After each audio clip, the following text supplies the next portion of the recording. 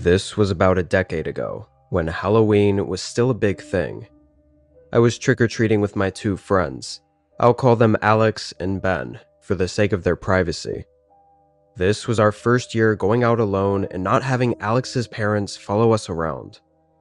They were a bit controlling, and it always made the whole thing about 20 times less enjoyable. So needless to say, we were all super excited for this year. For our costumes, I dressed up as a creepy clown. Ben was a scarecrow, and Alex wore a white sheet and a pumpkin mask. I guess he was a ghost with a pumpkin head, but I genuinely don't know what he was thinking. Anyway, we started walking at 5, which was pretty late, but our town's trick-or-treat hours were until 9 p.m., so this was common around here. It was actually really fun. Being just the three of us and goofing around running door to door was a great time. But later in the night, I'd say 7:30ish, we noticed these two guys across the street from us had been near us for a while. It kind of looked like they were following us, which was strange because we were constantly turning down different roads and going to random houses. Once we noticed this, we paid more attention and made a few more turns, essentially going in a full circle. And the two guys basically made all the same turns. Still, though, it wasn't exactly easy to tell if they were truly following us. They both went up to houses like any other kids, and they were wearing costumes and everything. Although they were bigger than us, for sure, maybe even high schoolers or older. Against our better judgment, Ben and I listened to Alex's suggestion, which was to leave the neighborhood and take a shortcut through the woods to lose them and cross over into the other neighborhood. The only reason we agreed was because the woods had a path going through it that everyone had taken a few times before. Never at night, but at least we were somewhat familiar with the trail and didn't feel like we'd get lost or anything. So we hurried to the path and started walking through the woods. We hoped the two guys didn't see us. As we walked further in, it got way darker, to the point where we could barely see ahead of us. This was well before kids were running around with cell phones, so none of us had any way to light up the path. We had to stop for a second, as it started to get really spooky and kinda dangerous, and we were trying to decide if to turn back. However, while standing there, we started to hear footsteps crunching against the gravel behind us. All we could make out was the outline of two men walking toward us before we all went running into the trees. To make things worse, Ben, who was the last to start running, swore he saw the two men chase after us as soon as we took off. So in the panic, we got completely lost in the woods. And every time we took a break to catch our breaths, we'd only have 10 to 20 seconds before we'd hear footsteps running up behind us and have to take off running again. I think that was what really confirmed to us that not only were we being followed, but they also had to have had something really horrific in mind to be still chasing us through the woods. We must have been lost in there for over half an hour before making it to a street. None of us knew which direction to go from there, so we just guessed and happened to find ourselves in Ben's neighborhood. We went straight to his house and hunkered down inside, glued to the windows for the rest of the night. Of course, being kids, we didn't tell anyone. Alex got picked up around 10, and I spent the night at Ben's house. It's worth mentioning that in the middle of the night, sometime between 2 and 3 a.m., both of us woke up to what we thought were two sets of footsteps walking up the driveway. His room was on the first floor and right at the front of the house, so the sound was pretty clear. By the time we looked, though, we didn't see anyone.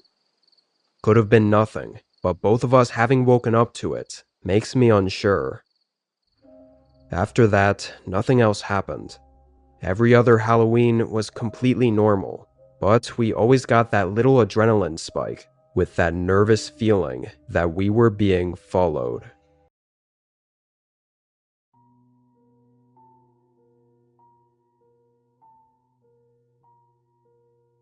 This was 5 years ago on Halloween night. I was lucky enough at the time to have a nice house in one of the larger neighborhoods. Large in terms of a lot of houses, not necessarily big houses. But because of this, tons of kids would be flooding the streets every Halloween. So usually from 3 to 7, I'd be handing out candy full time. Now, nothing ever interesting ever really happened. It would always be the same interactions. Kids would come up and ring the doorbell, say trick or treat, get their candy, and leave. But toward the end of the night, the doorbell rang, and I answered the door to a single girl standing on my porch. She was alone, but there was a guy on the sidewalk, I assumed her parent, watching her. The girl looked a bit strange though. She had on a costume of, I guess, a dead bride. Sort of a ripped up white wedding dress. But she also had white face paint covering her entire face. And oddly, she looked older. Not really like a kid, the more I looked at her. But of course, with the face paint, I thought it might have just made me have trouble determining her age. She didn't smile or say anything, and just held out a small bag. I put a handful of candy in it, and as soon as I did, she turned and quickly walked away. The man walked next to her, and they were talking, but I couldn't hear what they were saying. They definitely knew each other though, and although the whole thing was a bit weird, I wasn't worried about it. I looked around to check if any other kids were coming by, but not seeing anyone, I closed the door. Rest of the night was slow.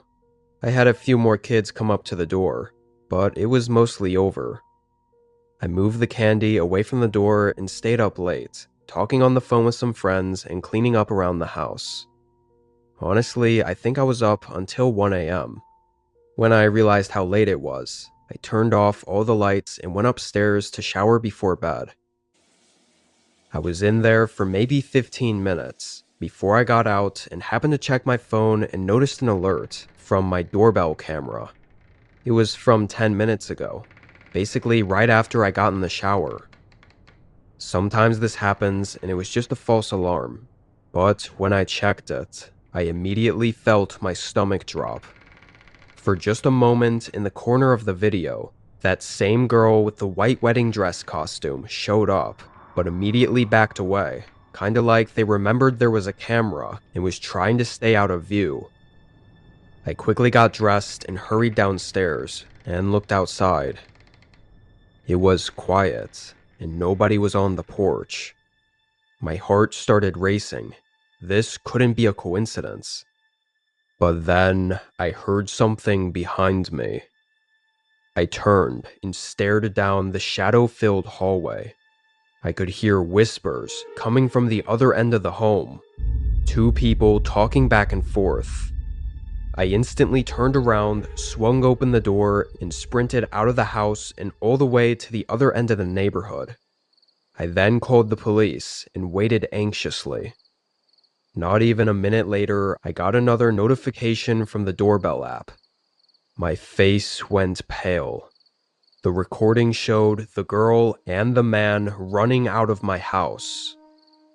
I gave the police the video evidence, and they did what they could. They found that they'd likely picked the lock on the side entrance door that led inside my garage, which they were then able to get inside the house from. But they never found them, or even identified them. Interestingly, other neighbors reported having similar weird encounters with the two, but they only broke into my house, so the two were probably going around and trying to find someone who they thought would be most vulnerable. Just a theory though. Even to this day, no further information has come out, and the two haven't been seen since.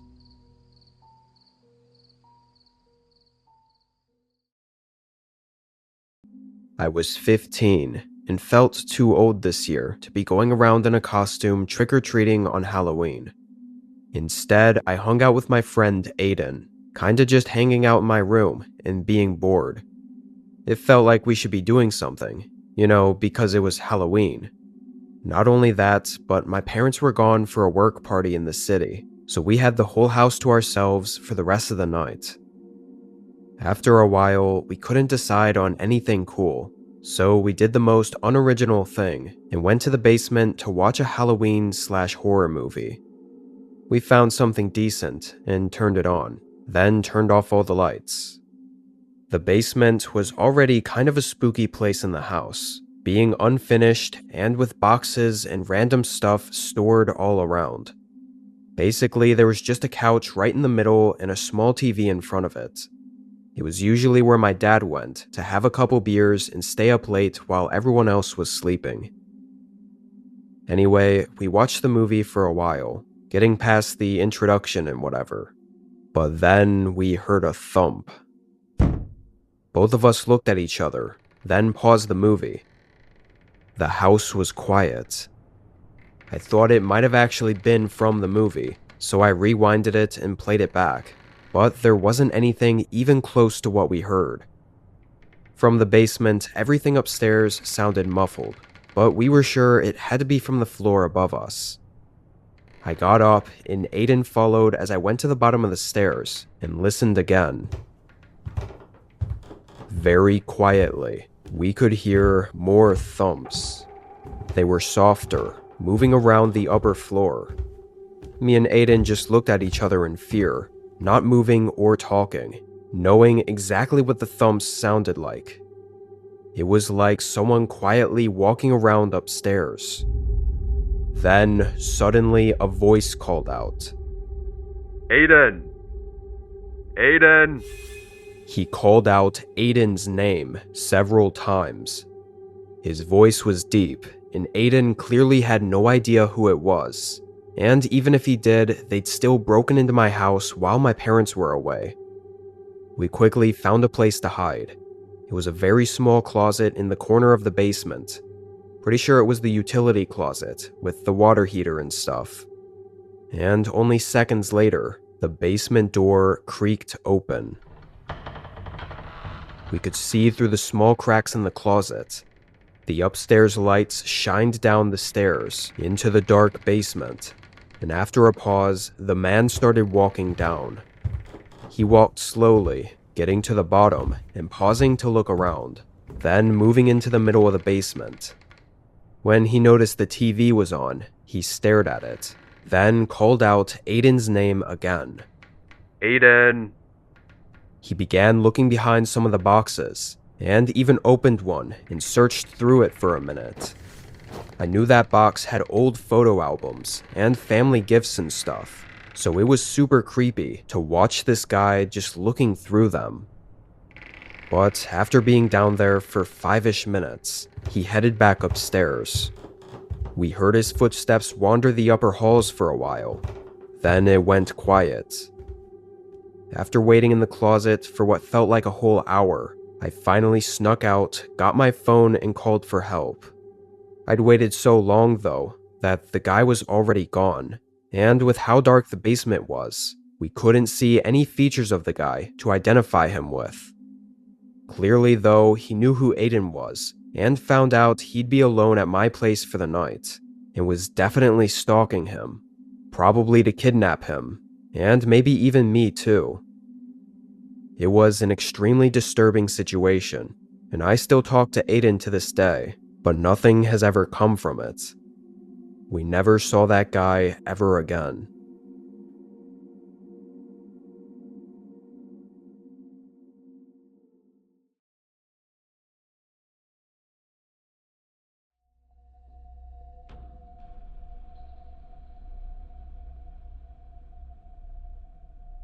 This happened a few years ago on Halloween.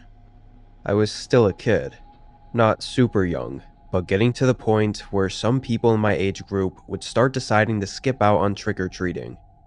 Most of my friends this year chose not to go, but me and my best friend Jason were still excited for it. For me, it wasn't even the act of trick-or-treating that made it fun, but it was just going around the neighborhoods and enjoying the holiday, hanging with friends, and doing something you don't always get to do. And of course, at the end of the night, you'd have a ton of candy that would last for weeks. Jason lived in a slightly larger neighborhood than me, so after school I headed right to his house so we could start from there. Admittedly, we both wore the most generic, boring costumes we could find, because neither of us wanted to look like tryhards and go all out on our costumes. Anyway, we started trick-or-treating around 4. It all started out just as you'd expect. We went door to door and got as much candy as possible, and had fun running around the neighborhood and looking at all the cool decorations. By 6:30, we'd made it well past the neighborhood, and maybe 2 or 3 further down, to a place we hadn't really been to before. It looked like every other area around here, except instead of leading to another neighborhood, at the end there was a road going into the forest, and along that road were these massive houses. At least twice as big as the ones we were walking around, but probably even bigger. They looked like mansions tucked away in the trees along the road. Both of us knew we had to see what they were handing out. We didn't even finish going up to the rest of the houses where we were at, and just went straight for the bigger ones. Stupidly, we didn't even realize the sun was going down, and honestly, we didn't know where we were before, so going into this even more unknown forest neighborhood was not a good idea. We went up to the first house. It had a long driveway, and the whole mansion only had a single porch light on. I rang the doorbell, but nobody answered. After a minute of waiting, we left and went to the next one. Pretty much right away, we noticed how quiet it was out there. Just the crickets chirping in the trees. No other kids or parents were walking around or trick-or-treating over here. Somehow, we still didn't get the hint, and kept going deeper in, approaching every house along the way. But none of them answered. I think we knocked on 8 to 10 houses, before we saw an orange glow in the woods, and noticed it was a house that finally had some Halloween decorations outside. It looked the same as all the others, being old and extremely large, but it had lights and yard decor all around it. Sort of in an older style that matched the house, but we figured they surely were handing out candy if they went through all the work of setting this up. We couldn't help but get excited as we hurried up the driveway and went to knock on the large wooden door. But once we were up on the porch, we saw the door was already open. The inside of the home was very dark, and everything looked outdated. Still, I knocked on the door. It was very quiet for a whole 30 seconds while we waited. Felt like something was off, because if you had all the decorations and left your door open on Halloween, likely you'd be home and watching the door. It wasn't until we were just about to walk away, when suddenly a man appeared in the crack between the open door.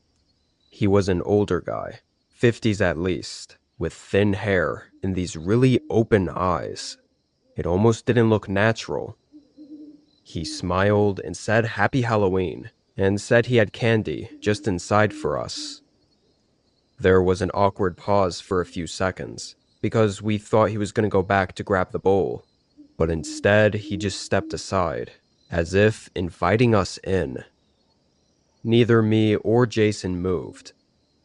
"Come on in. It's just down the hallway here. The bowl's too heavy for an old man like me to be walking around with." He opened the door wider and lifted his hand up toward the hallway, again wanting to welcome us inside his home. But common instinct, mixed with the eerie darkness that covered most of his home, we knew this wasn't worth the risk. Jason tried saying some sort of excuse, but stumbled over his words and didn't even get a coherent sentence out before I nudged him, signaling to just leave. We both hurriedly walked away, not even looking back to see the man's reaction. We still didn't know whether or not that man had bad intentions or anything, but we just wanted to be safe and not end up on the news as the kids who willingly went inside some crazy guy's home on Halloween. Being more focused on just getting away though, we unconsciously just kept going down the road the way we were before, heading deeper into this strange neighborhood. We skipped the next several houses though, still talking about what that strange interaction was, and ultimately decided we should get out of this neighborhood and head back to one of the regular ones. Because we were already so far in, though, we thought continuing down would have to lead to a road at some point. We walked for 15 minutes, not stopping at a single house. The woods were just as quiet, and now with the sun fully down, it was extremely dark. Nobody else was out there. And then we saw something up ahead. Along the forested road, there was a car, parked right on the edge. It was so dark outside though, and its lights were off. So by the time we saw it, we were already just 20 or so feet from passing it. It was very old, and with none of its lights on, it nearly resembled an abandoned car. Jason and I walked past it nervously, confused and curious about it, but sticking to the opposite side of the road. I couldn't see anything through the front windshield, with it parked perfectly in the shadows, but as we passed right next to it, and I looked into the side window, I just caught a glimpse of a person sitting in the driver's seat. From that glimpse, I instantly recognized the wide-open, disturbing eyes he had. I told Jason to run, and we both booked it down the road. Almost right when we did, the headlights on the car turned on. We just kept running though, and got super lucky that only a minute down the road was an intersection, leading to a normal neighborhood. We didn't see the car follow us, but maybe us running away made him know that we were aware of everything, and kept him from trying anything. We basically went right back to Jason's house and never told anyone about it, not even the rest of our friend group.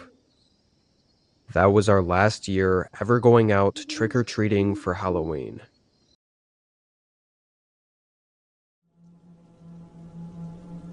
My very first car was a dark green 2000 Volkswagen. It was the most basic of basics when it came to cars. No options whatsoever except for an automatic transmission. It was $300. Slow, dumpy, had no right headlight, drove straight with the steering wheel practically sideways, and let out a cloud of white smoke when started. Every stereotype of a poor high schooler's car you can think of. My car was no exception. Despite it being a piece of German crap, I loved that car. I drove it every chance I had to. I named it Thunder Bunny. But Volkswagens from that generation, my model especially, had a pretty bad flaw in the automatic transmission.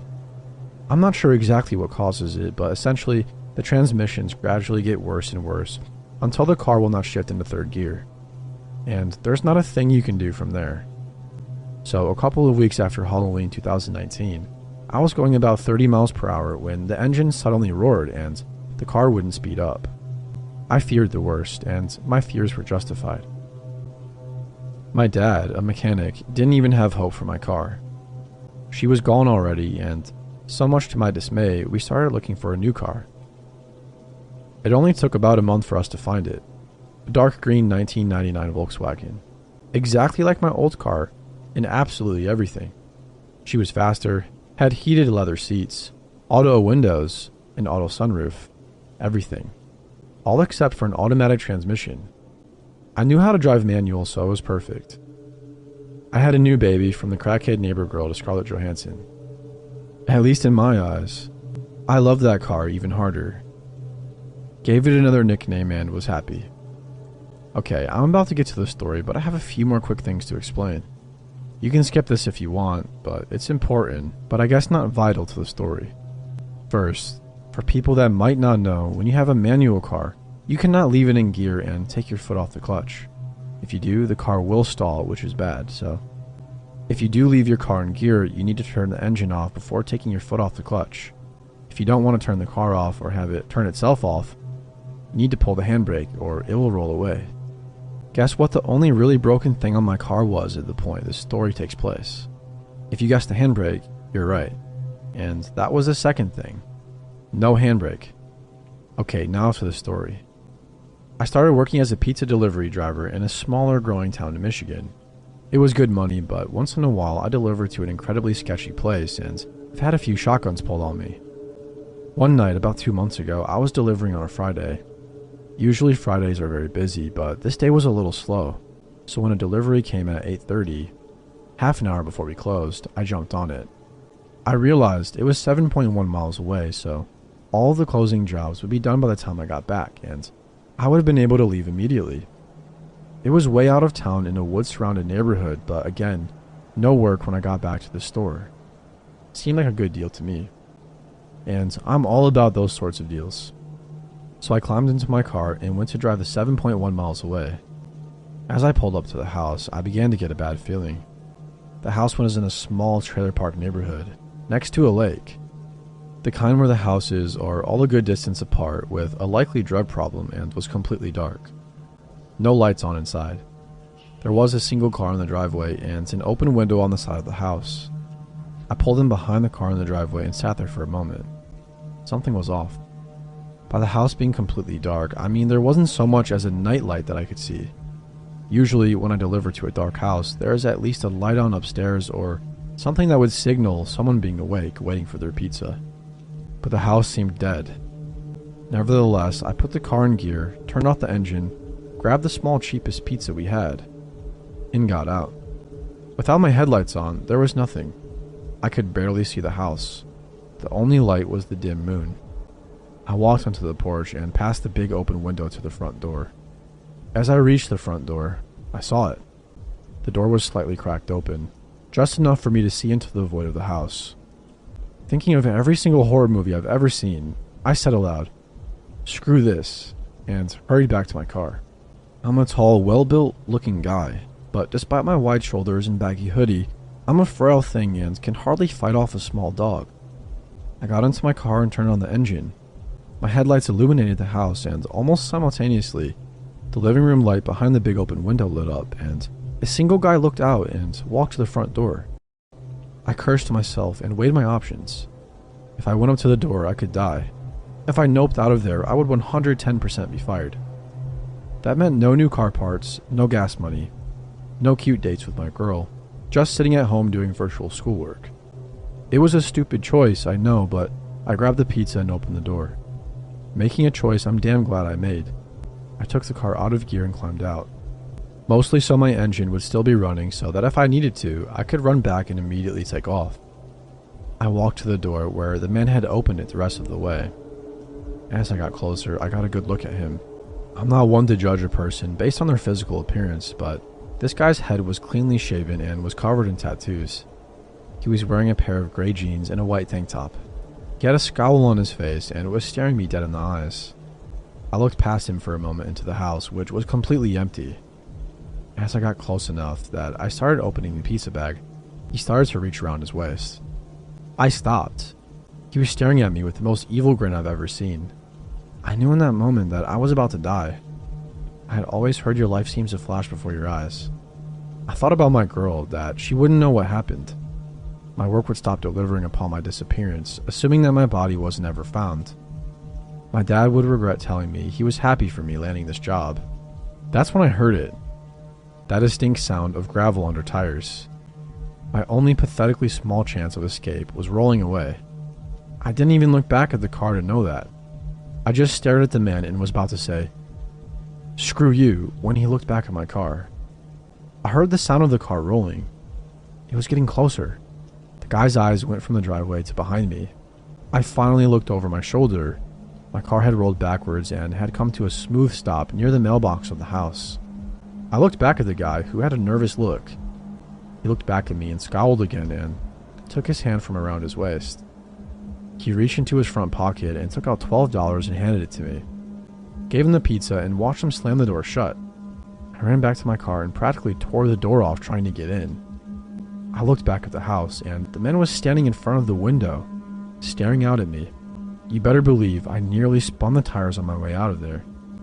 I kept glancing at my mirrors until I started driving under streetlights. It was easily the scariest moment I've ever had. As soon as I got back to the store, I told my boss about it and she called the police. We never heard anything about it. I assumed they went to the house and only found a small cheese pizza. I started carrying a knife on me at all times, and my boss is considering getting trackers for our pizza bags. Only recently did I realize this is a sort of butterfly effect. I thought it was the worst thing ever that my transmission went out, and I cursed Volkswagen for designing such a terrible automatic transmission. But if that transmission was still working, then I would have still had that car when this happened. I would have put the car in park, and it would have sat there while whatever would have happened to me happened. I have zero doubts in my mind that the man was planning on murdering me. So, shitty German engineering saved me from getting murdered.